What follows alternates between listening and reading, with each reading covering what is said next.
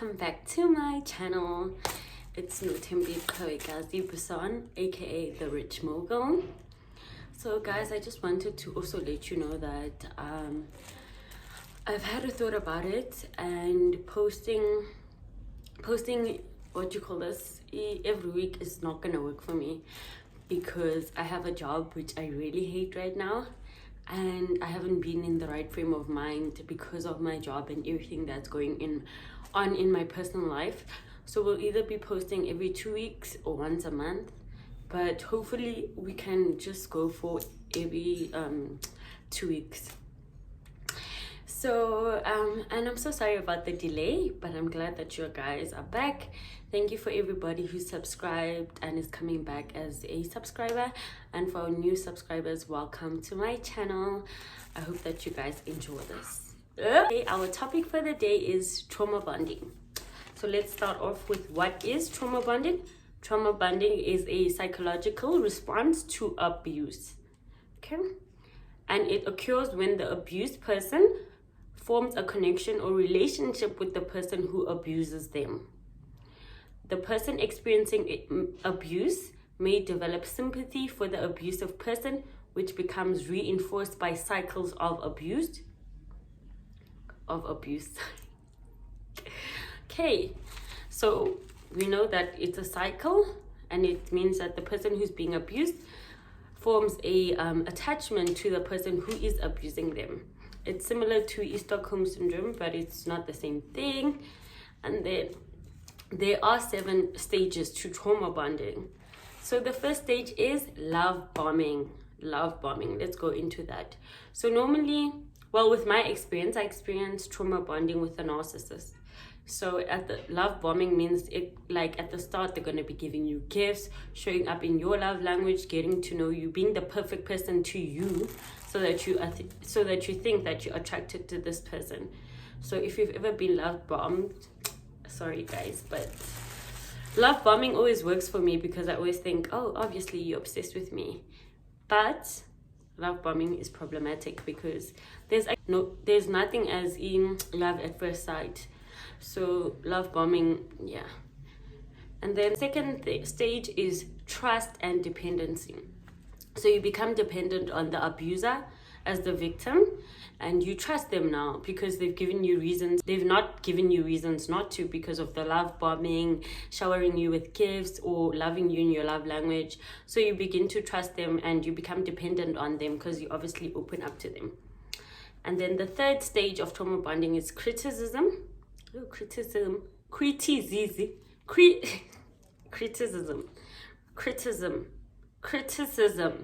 Okay, so they'll obviously start judging you, in this case making you feel as if like certain things are your fault or blaming you for certain things. So it's not the love bomb. Resignation and giving up. So I think at this stage is when you like give up because they're always gaslighting you and manipulating you.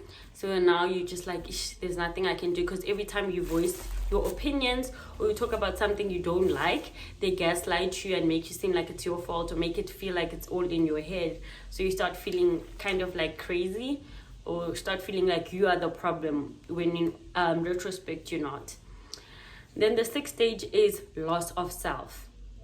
So obviously when somebody is gaslighting you and manipulating you, and you obviously love this person or the idea of them because you actually don't know them. So once you love the idea of them, you start losing yourself and start changing yourself because you start knowing their triggers. Like, okay, this person gets angry when I do this, or this person doesn't like it when I do this. They're going to make it feel like it's my fault. For instance, when I was in a trauma bond, I stopped doing certain things like going out because I know that it would make the other person insecure, or I stopped dressing a certain way because he would make me feel bad about it and stuff like that. So you lose yourself, loss of self. And then the 7th stage is an addiction to the cycle. So you become addicted to it because in a trauma bond, it's a cycle, right? So it's high and low. As you can see, love bombing to addiction of cycle or loss of self. You guys are gonna make up, be fine, fight, make up, be fine, fight. That's a cycle of trauma bonding. And a lot of us are in trauma bonds but we also don't necessarily know that. And so why does trauma bonding happen? So trauma bonding happens because feelings of attachment and dependency can contribute to a trauma bond as a pattern of abuse and remorse. Because obviously you feel sorry for this person, or they make it seem like you see a different side of them, so you have a soft spot for them, because normally narcissists are nice, like in person, and then you as their partner will be the person who sees that side that not a lot of people see. So when they gaslight and manipulate you, it makes you feel guilty, so you kind of feel sorry for them. Or if you have an attachment style like me, where you are always trying to save people, you think, okay, I'm trying to save this person, I'm trying to love them so they can see who they are in my eyes, when that's the real them. They're actually showing you them, so you need to believe them. And trauma bonding is a result of an unhealthy attachment. Unhealthy attachment, that's the keyword, unhealthy. So what happens is humans form attachments as a result of survival. So babies become attached to parents or caregivers who they depend on. So for instance, like obviously a child is going to be attached to their caregiver also, or babies also can form attachments to others who provide comfort or support. So imagine in a baby's case, if their parents are toxic and they're in a trauma bond, they obviously won't know it. To them, it's going to be like they're just trying to survive. And then that's how the cycle and pattern continues. And when someone's main source of support is also their abuser, a trauma bond can develop. An abused person may turn to the abusive person for comfort when they're hurt, even though the other person is the one who caused it. So for instance, when I was in a trauma bond, I felt like he was the only person who understood me. He always, like, if I had panic attacks or if I ever needed something, I would always go to him. So I would think that, oh, this person cares for me. I was dependent on him for my survival, for my anxiety attacks, to just move forward. And a child relies on their parent or caregiver for love and support. And if this is abusive, the child may come to associate love with abuse and believes this is normal. And the child may be unable to see abusive trauma bonding as bad, or abusive attachment as bad, because obviously the child doesn't know better. In some cases, the child may blame themselves for the abuse as a way of making sense of what is happening to them. So sometimes, like as a child, if your parent is toxic, or your mom, like one of your parents is toxic, you're going to be like, oh, it's because of me. This is why I am, this is why they're angry, this is why they're mad. Especially in dynamics where there's different dynamics, there'll be a favorite child and then they treat you differently. You'll obviously feel like it's your fault when it's not. Or even in relationships, you'll think that, oh, what, he's only treating me like this. He's probably never treated anybody else like this, and you think you deserve it, which you don't. And then it makes the abuser look good in the child's eyes, which reinforces the cycle. A cycle is abuse. From abuse, it's remorse. From remorse, it's harm. And then it's promise to change. And then some become kind or romantic to make up for their efforts or their behavior, So you make them so angry. And then once you open up to them, or they can see that, no, you're withdrawing now and you no longer want to be in the trauma bond, then they come back with the love bombing, and it reinforces the cycle. And then the abused feels hope because of that. The cycle for the victim is that they'll be abused, and then they have hope because of the love bombing and the person acting as if they're going to be better or changing their behavior. So they have hope that this person will change and the suffering will end, and they will one day receive the love or connection that the perpetrator has promised. And the abused may see suffering as a price to pay for kindness, because remember, this is what they were also taught as a child as well. So people constantly think that they deserve it, just like I felt like I deserved it.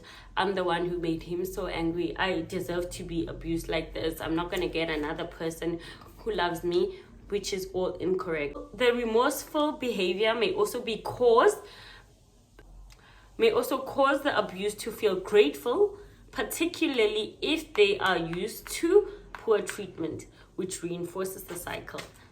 So some people feel like they deserve to be treated like that, and nobody deserves to be treated like that.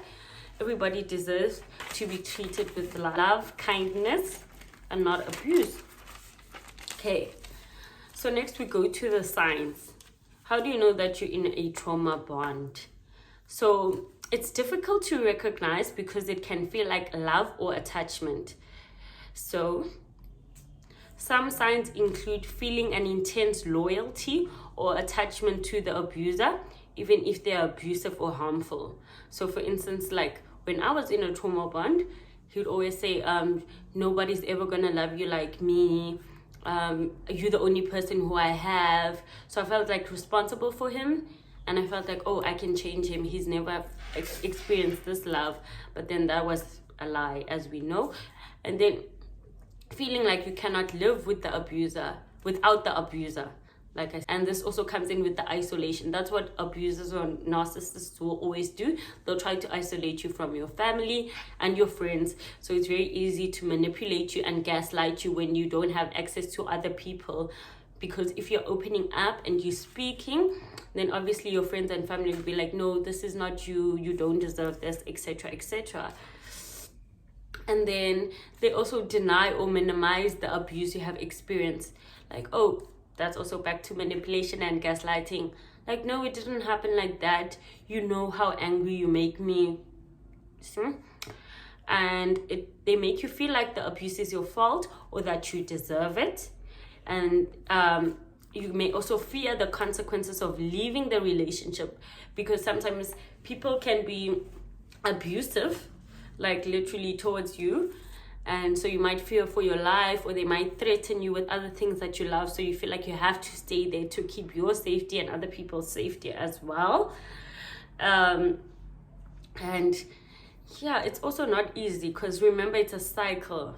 So it's a cycle, and you also, as the victim, you may feel that you're unable to leave even if you want to, because every time you leave, they might try to bring you back, or you miss that because you've become so used to the cycle. So how do we break free from trauma bonding? Pardon me. I know in society there's always, why doesn't she leave, blah, blah, blah, blah, or you can feel embarrassed or guilty that you're going through this. But I'm sure there's so many people who have gone through this, and some people don't even know, because I didn't even know what trauma bonding was until I spoke to my friend, and she said, hi, Bochomi, you trauma bonding? I was like, what's that? And then I went on Google, watched videos, and then I realized I was in a trauma bond. So remember, you are not alone, and it's difficult, but it's possible to leave a trauma bond. So the first step of how to break free from a trauma bond is you need to acknowledge the abuse. So you as the victim need to acknowledge that, okay, I'm in an abusive relationship, I'm in a trauma bond. That's the first step, because if you're in denial, then there's so many people who can tell you, okay, you must leave, you must leave, you must leave. But if you don't want to leave, then nothing is going to happen, because nothing changes if nothing changes.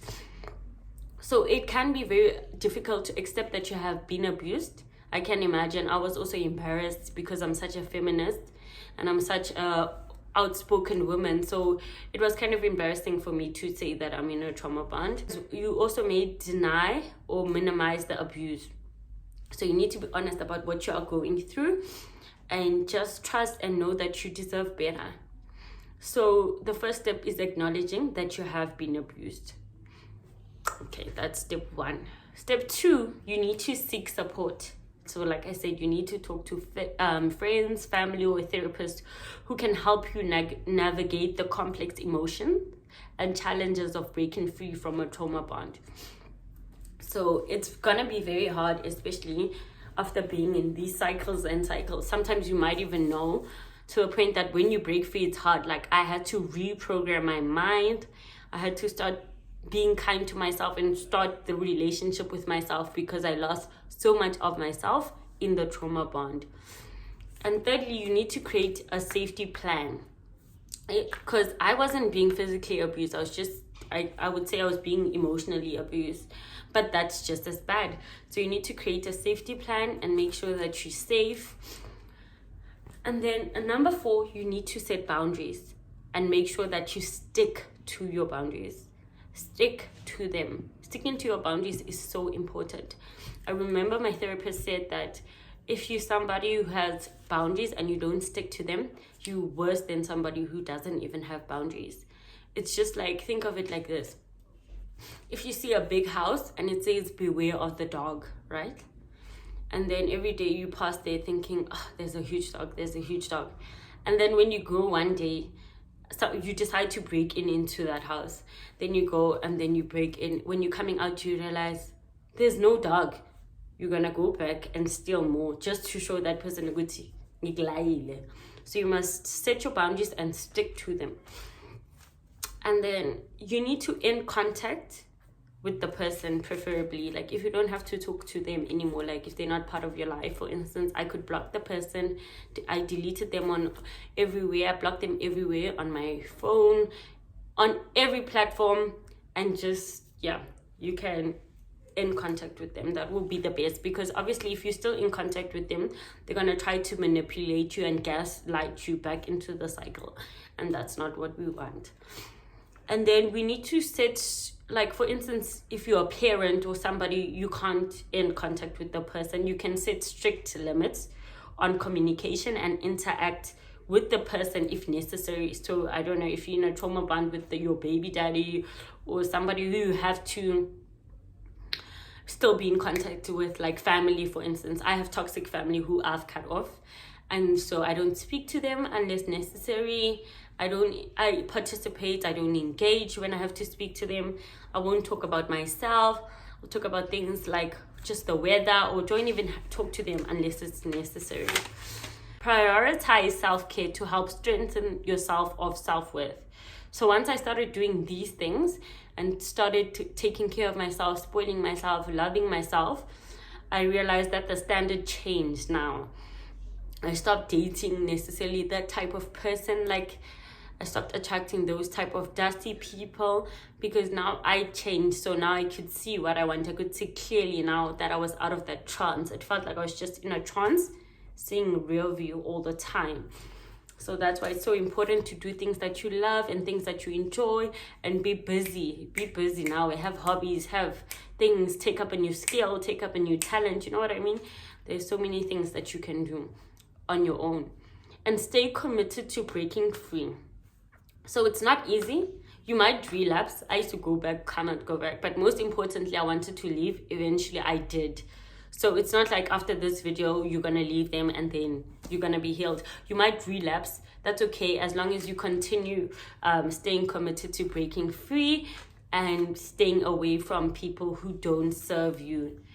And it may take time and effort to fully separate yourself from the abuser. Like I said, so I just need you to be kind to yourself, practice patience, and remember that you can do it. You can do it. Just like I left, you also can. And no matter how long it takes you, you can do it. And stay committed to your safety, your well-being, and remember that you deserve to live a life free from abuse and control. That's the first step. When you recognize that you are being abused, you need to also recognize that you don't deserve that. You don't deserve to be treated like that. No matter whoever told you that you do, I hope that you know you deserve better, and you deserve to create a life for yourself in which you're happy in. Because I'm sure even in the trauma bond, you may think you're happy, but it doesn't last, right? It's just a cycle, happy, unhappy, happy, unhappy. You're not even happy. It's just maybe you're not being abused at that moment, so you think it's happiness. So I want you to also maybe think of what is your idea of happiness. Who's your dream person? Who's somebody that you look up to, that you want to be like? What does your dream you look like? And start showing up as her, okay? Or dream him or they. Okay, and then some of the questions that people ask is that, is trauma bonding only found in romantic relationships? So the answer is no. Any relationship where there is abuse, manipulation, and control, including adults and abuse, other power imbalance structures. So it can be like umjolo, it can also be in a friendship. You can be trauma bonding in a friendship, you can be trauma bonding at work, you can be trauma bonding at home. Your parents can be you can be trauma bonding with your parents. So yeah. And then, is trauma bonding love? Trauma bonding may feel like a powerful connection, but it is not a healthy form of love. It is a survival cycle. It's a survival mechanism that develops as a result of abuse and control. Perfect. Okay, so guys, we have just done our episode on trauma bonding. I would love to hear what you guys think. I also would like to hear some tips on what I can do better. Give me tips on like what I can improve on. You can also tell me about topics that you would like us to discuss. And you can also tell me who you would like to see or have on the podcast. Thank you so much, guys, for tuning in. I wouldn't have done it without your love and support. And I'm so grateful that you guys believe in me and that I've finally did it. And I just pray that we can be consistent. Oh, also, I'm gonna be introducing book of the week, like our book of the episode. So our book of the week, I'm gonna go get that for you now. Okay, so our book of the week, because I thought that we were doing trauma bonding, right? So the book of the week is Trevor Noah, Born a Crime. Okay, so I really love this book. I rated 20 out of 10. Such an amazing story. I related to it like so much. And in the book, they do discuss GBV, which is basically like a trauma bond. So I think I would recommend this book after this episode. In case also, if you like reading, the book of the week is Trevor Noah, Born a Crime. Shout out. Thank you guys for tuning in. Please follow me on Instagram at The Rich Mogul, on YouTube To Africa My Love. Don't forget to subscribe, like, and follow. Period. See you guys in 2 weeks. Hi guys, welcome to my channel.